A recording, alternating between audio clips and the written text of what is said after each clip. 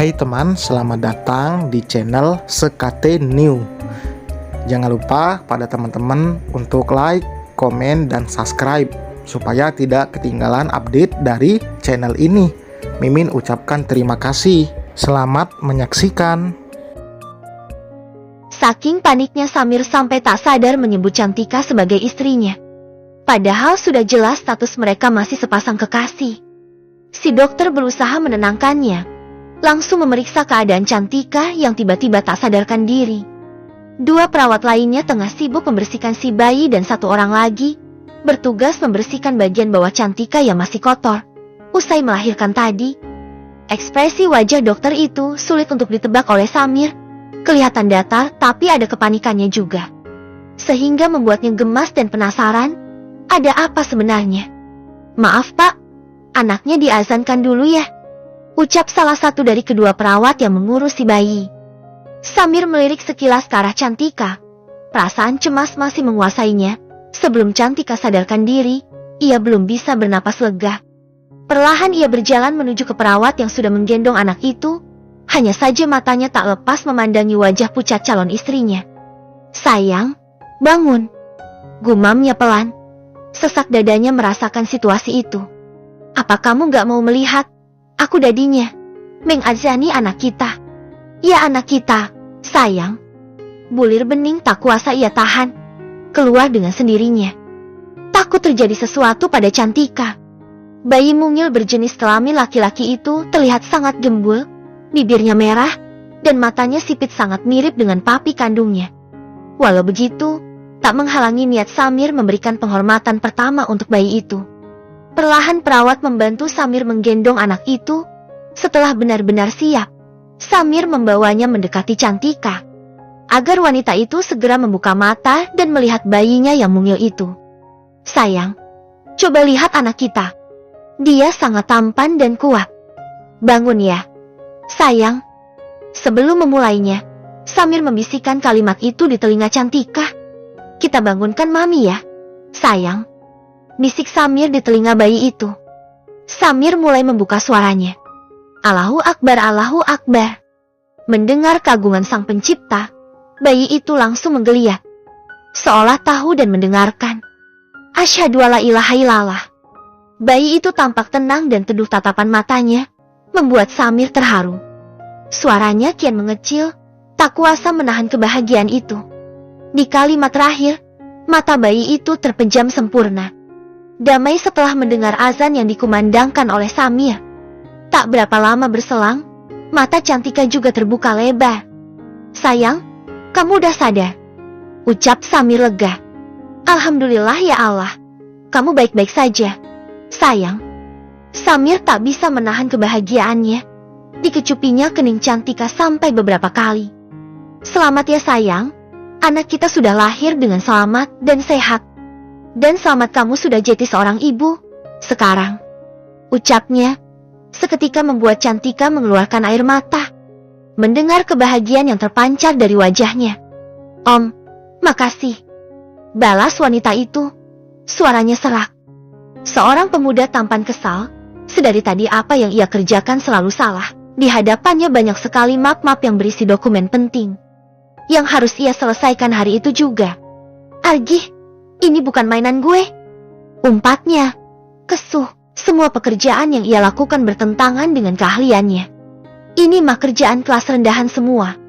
Sial. Udah 3 bulan lebih kerja di sini. Masa belum naik jabatan juga sih? Ia tinggalkan tempat itu untuk menikmati sepuntung rokok miliknya di area smoking. Gue harus cari cara nih buat meretas data-data kantor. Gue mau hidup seneng lah. Masa iya kayak gini terus sih? Tapi, siapa ya yang bisa gue ajak kerja sama? Nathan terus memutar otaknya untuk bisa menguasai data-data penting perusahaan. Dia sama sekali tidak tahu kalau gerak-geriknya sekarang sudah dipantau oleh Samir. John selaku orang kepercayaannya cuma bisa menggeleng kecil melihat kelakuan menantu pemilik perusahaan itu. Dasar manusia licik, selamanya kamu akan tetap licik. Sedikit pun tidak akan dapat celah untuk mendapatkan apa yang kamu inginkan. Semua gerak-gerik Nathan yang terekam dalam sebuah video langsung dikirimkan ke email atasannya. Mereka benar-benar kerja keras untuk terus mengawasi gerak-gerik Neisen juga Andira. Siang itu Andira juga merasakan hal yang sama. Lelah menjadi seorang ok di kantor papinya sendiri. 3 bulan lebih, tidak ada perkembangan untuk karirnya dan suami. Andira bersikeras menemui John, orang kepercayaan papinya untuk menuntut keadilan. Saya capek kerja kayak gini terus. Adunya pada lelaki itu, membuang kain lap di tangannya. John yang sedang duduk, lantas berdiri menghampiri perempuan itu. Capek? Gimana maksudnya? Dengan mata tak lepas memandangi wanita itu. Itu kan kerjaan kamu, Nyonya Andira. Anda harus menikmatinya, dong. Tapi papi saya pimpinan di perusahaan ini. Dia pemilik perusahaan ini. Kenapa saya diperlakukan seperti ini? Hah? Wanita itu meninggikan nada bicaranya. Menggertak John agar bersikap segan kepadanya dan memenuhi permintaannya. Kenapa saya cuma jetiok di kantor ini? Kenapa? Sambil menggebrak meja, menunjukkan sifat arogannya di depan lelaki itu. Sedikit pun John tak pernah takut dengan gertakan wanita itu. Merasa dia adalah atasan di kantor itu, sedangkan Andira hanyalah bawahannya. Seperti yang dikatakan oleh Samir sendiri. Mbak Andira lupa ya, bukannya Pak Samir sendiri yang menempatkan posisi Mbak sejarang. Kalau mau protes, silahkan protes sama papi Mbak sendiri. Jawabnya, tersenyum lepas. Andira keluar lagi dari ruangan itu. Merasa kesal tak berhasil mempengaruhi John agar membantunya. Gue harus ngomong sama papi. Akhir-akhir ini dia kesulitan menemui papinya yang jarang sekali pulang ke rumah. Telepon juga sering di-reject, tak ada kesempatan untuk bernegosiasi. Siang itu, ia beranikan diri untuk menghubungi papinya kembali. Saat membuka kontak Samir, di bagian profilnya ada notif merah, yang apabila disentuh akan terhubung ke status Diwa. Betapa terkejutnya ia melihat story dari papinya yang memajang wajah seorang bayi mungil. Sedangkan story itu diunggah beberapa menit yang lalu. Bayi siapa itu? Untuk membuang rasa penasarannya, Andira menghubungi nomor papinya. Sampai panggilan keempat, tak ada respon dari Samir. Aduh, sial. Bayi siapa itu? Ketika akan mengeceknya lagi, story Diwa papinya sudah dihapus. Loh kok nggak ada sih? Andira langsung menemui Neisen mengatakan apa yang baru saja dilihat. Mereka membuat janji di kantin kantor, ya cuma tempat itu yang mereka anggap aman dari antek-antek papinya. Nggak usah ngaco deh kamu, Rah. Neisen kekeh tak percaya dan menganggap apa yang dikatakan oleh Andira itu cuma halusinasi semata. Mata kamu aja yang meleng. Sarkasnya, ketus. Neisen memijat keningnya yang nyeri. Pusing, belum bisa mendapatkan apa yang ia inginkan. Sumpah yang, aku tuh nggak lagi ngaco. Aku lihat sendiri kok. Ya ampun. Andira merasa tidak punya bukti untuk ditunjukkan kepada suaminya. Arah apa ini ada hubungannya sama perubahan sikap papi ke aku ya? Gumamnya.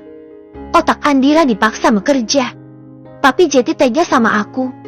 Apa mungkin papi ada simpanan? Barulah Neisen ngeh dan mulai mempercayainya. Bayi itu bayi selingkuhannya. Ucap Neisen asal. Bisa jadi, yang. Tapi kok aku ngerasa kayak enggak asing ya lihat muka bayi itu.